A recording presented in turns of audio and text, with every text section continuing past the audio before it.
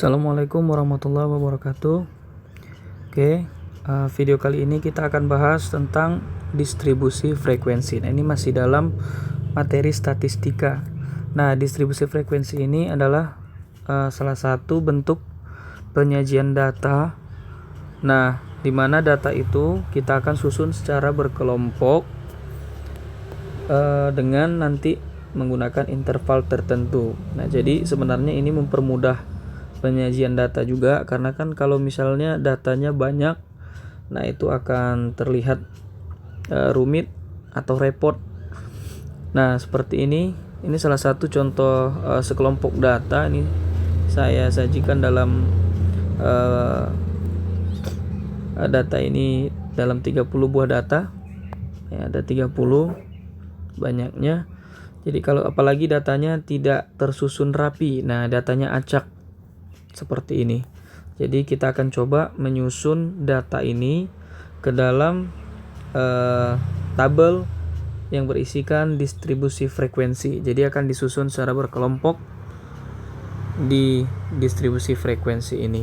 Jadi sebenarnya mempermudah juga bagi yang membaca ataupun bagi yang ingin melihat, memahami data ini, itu bisa melihat dari tabel distribusi frekuensi yang akan kita buat. Jadi sebenarnya tetap ke penyajian data juga seperti sebelumnya.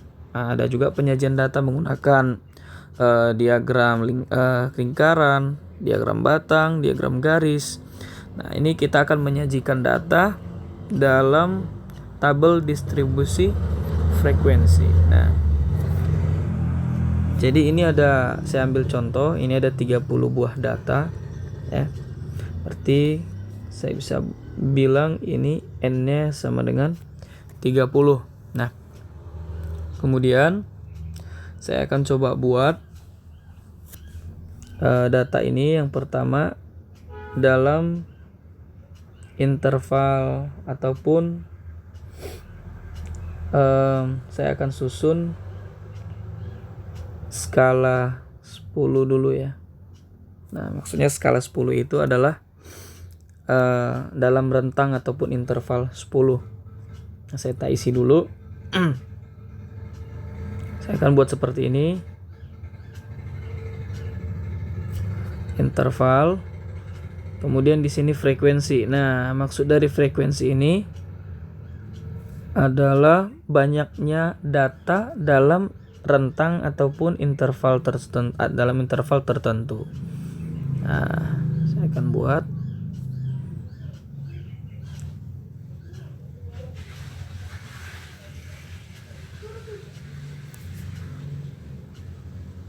nah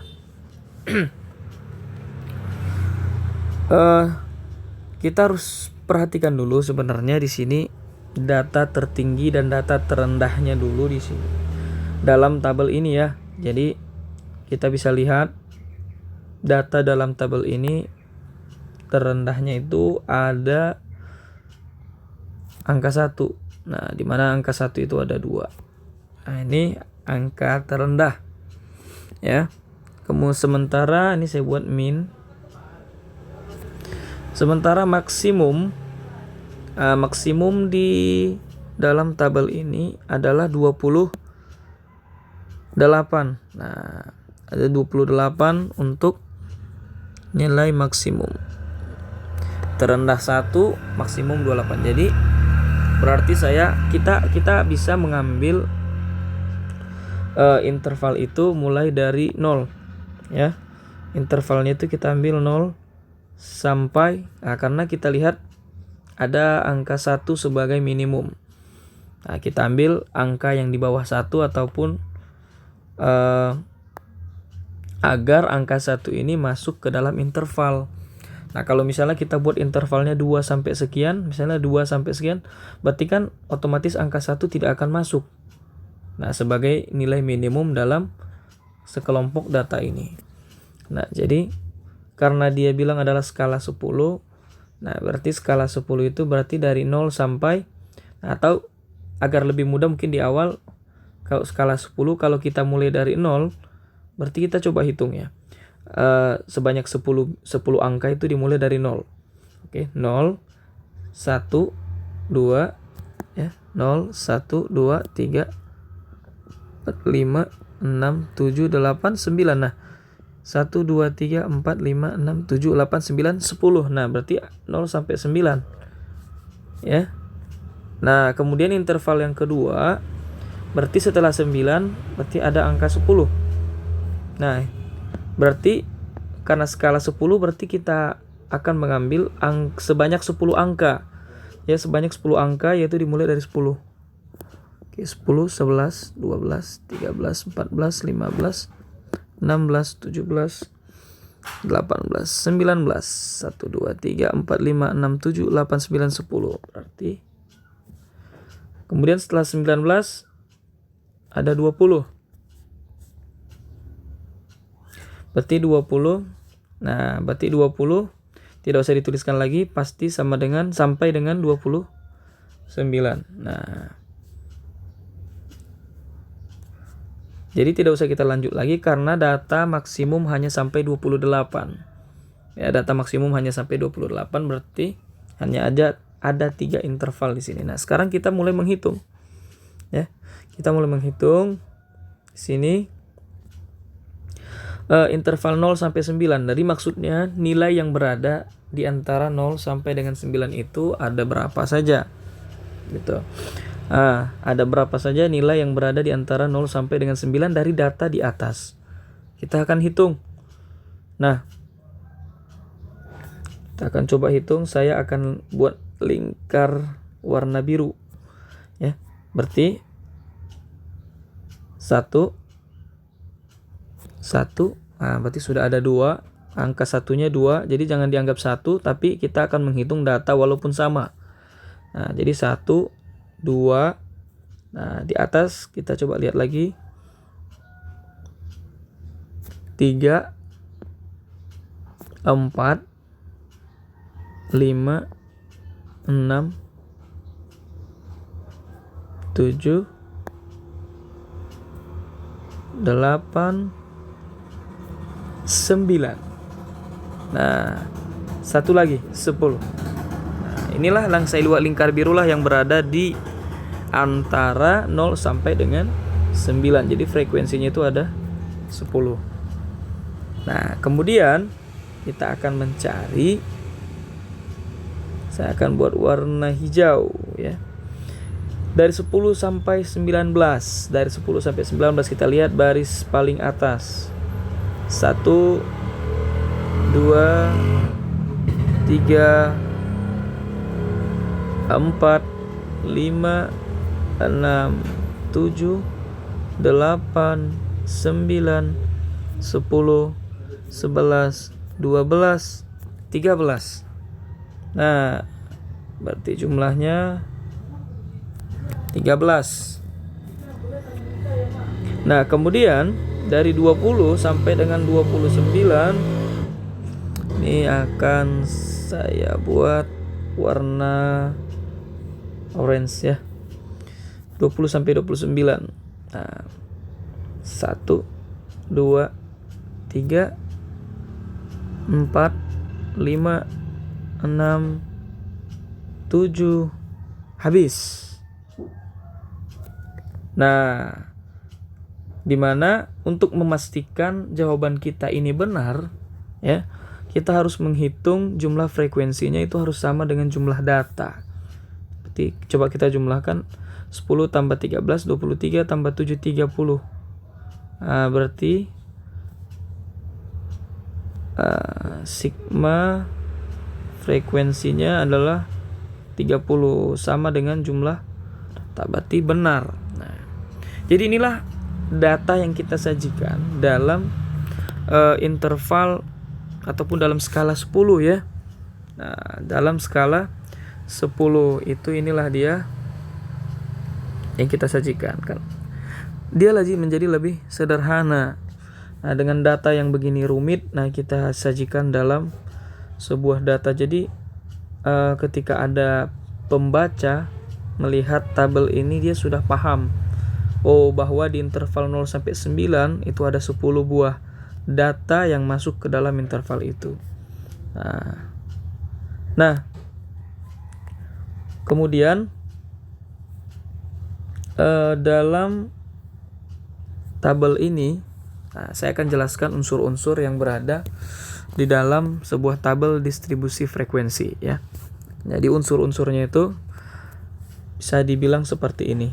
Nah, ini interval ini 0 sampai 9, 10 sampai 19, 20 sampai 29. Nah, ini bisa kita bilang sebagai kelas ya. Nah, jadi ini adalah kelas pertama. Nah, ini adalah kelas kedua. Nah, ini adalah kelas ketiga. Jadi kalau misalnya bisa kita bilang ini itu ada, berarti jumlahnya dalam tabel ini itu ada 3 kelas. Nah, yaitu kelas pertama yaitu 0 sampai 9, kemudian 10 sampai 19, 20 sampai 29. Nah, berarti K sama dengan 3, artinya banyak kelas itu sama dengan 3. Nah, kemudian ada lagi yang kita bisa kita bilang seperti ini. Bisa kita bilang panjang kelas, atau boleh juga atau lebar kelas ya. Nah, ini kita lambangkan dengan C. Nah, itu panjang kelas ataupun lebar kelas ini adalah sebenarnya tadi skala 10. Nah, inilah merupakan panjang kelas ataupun lebar kelas. Artinya rentang antara interval ini, tiap interval ya. Nah, jadi kalau di interval ini adalah skala 10, berarti panjang kelasnya adalah 10. Nah, kemudian ada yang disebut dengan batas ya, batas kelas. Jadi setiap kelas itu punya batas. Nah, baik kelas pertama, kedua, dan kelas ketiga. Nah, seperti ini, 0 disebut sebagai batas bawah kelas pertama. Nah, sementara 10 adalah batas bawah kelas kedua, 20 adalah batas bawah kelas ketiga. Nah, kemudian ini 9 adalah batas atas kelas pertama, 19 adalah batas atas kelas kedua, dan 29 adalah batas atas dari kelas ketiga. Jadi tiap kelas itu punya batas. Nah, batas bawah, batas atas kelas pertama, batas bawah, batas atas kelas kedua, batas bawah, batas atas kelas ketiga. Nah, saya buat BB, BA ya. Nah, kemudian ada lagi yang disebut dengan tepi bawah. Nah, jadi kalau misalnya kita bilang tepi ini ya, saya buat nih 0 sampai 9. Ini batas bawah, jadi tepinya itu adalah dikurang 0,5 ke kiri, tepi bawah. Jadi batas atas itu plus 0,5. Nah, jadi di sini min 0,5, di sini 9, jadi dia melebar ke kiri, melebar ke kanan. Ya, jadi batas itu seperti ini. Tepi ya. Nah, jadi tepi itu seperti ini. Nah, jadi tepi bawah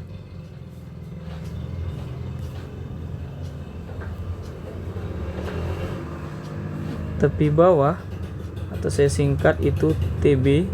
Nah, tepi bawah itu adalah batas bawah dikurangi dengan 0,5 ya. Sementara tepi atas adalah, atau TA, itu batas atas ditambah 0,5. Nah, jadi dari tabel ini bisa kita ketahui bahwa dari kelas pertama, kita cari ya, dari kelas pertama dimana dia interval 0 sampai 9, tepi bawahnya berarti 0 dikurang 0,5 ya, karena batas bawah itu 0 berarti minus 0,5, tepi atasnya sama dengan batas atas ditambah 0,5 berarti 9 ditambah 0, sama dengan 9,5. Nah, kemudian di kelas kedua 10 sampai 19 ya. Di 10 sampai 19 tepi bawah itu sama dengan 10 dikurang 0,5 sama dengan 9,5.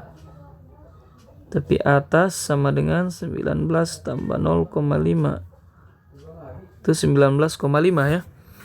Nah, kemudian kelas ketiga 20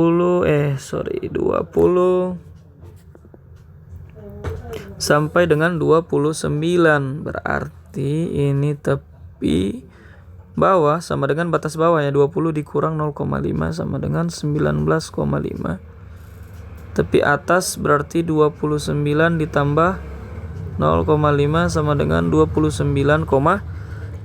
Nah, jadi dia sebenarnya melebar ke kiri dan melebar ke kanan.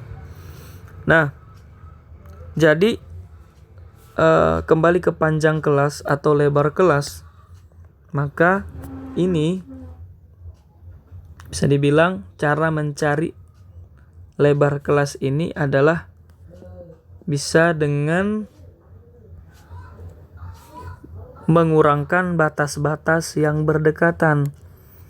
Nah, maksudnya batas bawah kelas 1 dengan batas bawah kelas yang kedua. Nah, tapi hanya boleh dengan batas-batas yang sama ya, maksudnya batas bawah dengan batas bawah atau batas atas dengan batas atasnya. Jadi contohnya itu seperti ini. Nah, batas bawah kelas kedua kita kurangkan dengan batas bawah kelas pertama. Berarti 10 dikurang 0. Berarti sama dengan 10. Nah, boleh. Atau batas atas kelas ketiga kita kurangkan dengan batas atas kelas kedua. Jadi nggak boleh lompat ya. Maksudnya batas atas kelas ketiga kita kurangi ini dengan kelas pertama, itu nggak boleh. Nah, itu nggak boleh. Jadi yang boleh hanya yang berdekatan. Misalnya 29 dengan 19, 19 dengan 9. Dan ini juga nggak boleh menyilang. Maksudnya batas atas dengan batas bawah nggak boleh. Jadi 10 kurang 0, 20 kurang 10. Nah, itu boleh. Itu salah satu alternatif untuk mencari lebar ataupun panjang kelas ya. Berarti tadi batas atas kelas ketiga, berarti tadi 29 dikurang batas atas kelas kedua itu sama dengan 19 sama dengan 10. Nah, jadi sama. Jadi itu adalah pilihan ya, alternatif cara mencari panjang kelas ataupun lebar kelas. Oke. Nah, inilah semua unsur-unsur yang berada dalam tabel distribusi frekuensi. Nah, kalau tadi frekuensi ini sudah tahu ya, banyaknya data dalam interval itu. Oke. Baik, sekian penjelasan saya dalam video ini. Semoga bermanfaat. Terima kasih. Assalamualaikum warahmatullahi wabarakatuh.